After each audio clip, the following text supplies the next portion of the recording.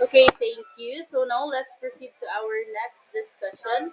So it's all about the power and dominance when it comes to stylistics. So when we say power and dominance, it talks about a social linguistic theory that explains how language reflects and reinforces social inequalities between men and women. So in simple words, it talks about the gender of both men and women. And when we say also power and dominance, it suggests that in society, men traditionally hold more power and status, and as a result, their way of speaking tends to be dominant, assertive, and controlling.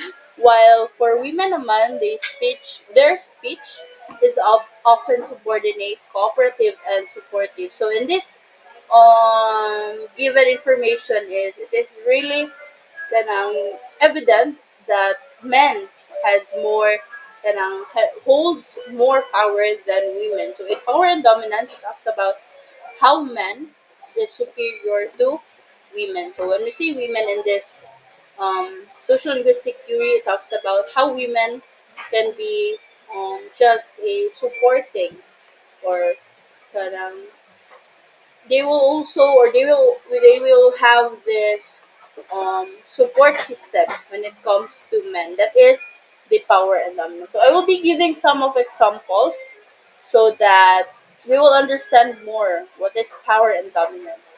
So in first example, turn taking and interruption. So dominance, men are more likely to interrupt others, especially women, to take control of the conversation. So, for example, a man cut off a woman mid sentence to finish her point or change the subject, showing that his contribution is considered more important. So, turn taking and interruption. So, when you say power and dominance, is men are more likely to interrupt. Just just like the given example, diba, that it is really evident that women does not have the power to speak up, but then they are they are being oppressed by the men. So that's one of the example. And second example is topic control. When we say topic control, men often initiate and control the topics of discussion, focusing on things like work, politics, or facts. Diba, we are very familiar in our history that men are really superior, especially when it comes to this kind of work, politics, or even some about factual information. They are being superior for that kind of situation. So, example is in a meeting, the male participants steer the conversation toward technical details, while female participants are often left asking questions or supporting the main point. So, female is the support lang siya. There are no other, parang, they don't have the power to open a conversation, to raise a topic. So the women or woman will just take support for the topic that was given by the men. So that is the second example of power and dominance, topic control.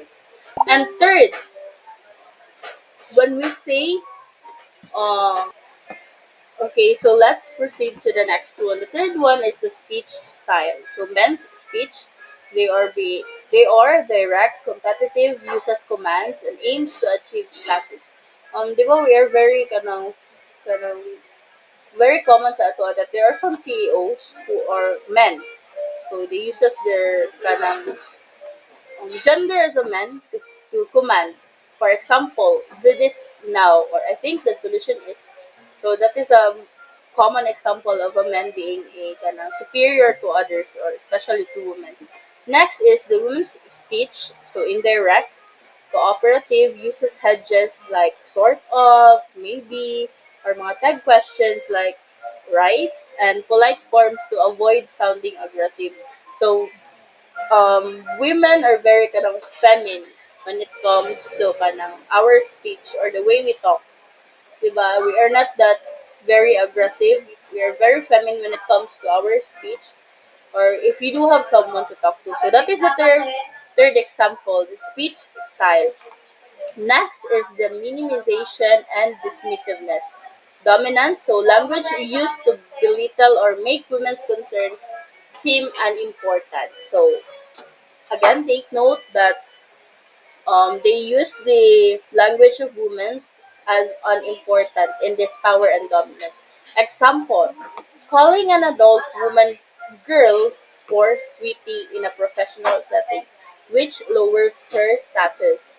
So that is very evident that man has the dominant when it comes to this type of action, or dismissing an emotional conversation as just woman talking. So um they would say that we are very sensitive when it comes to kanang there are words na very harsh para sa men, but then for us words are very harsh na, but then sa ilaha is very kanang normal lang to siya. So that is one of the example of power and dominance.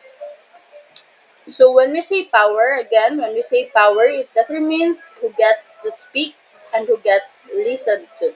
Just like the man and the woman. So man gets to speak and woman will just listen. And when we say dominance, it is shown through how people speak, like the loudness, the interruption, the directness, and how they treat others' contribution. So power and dominance, when we combine them together, it talks about the superiority of the style that we will use, or we will use our authority or our kanang voice or our position to talk or to be superior to others. So that would be all for my topic, and I will be giving the next topic to our next discussion. Thank you.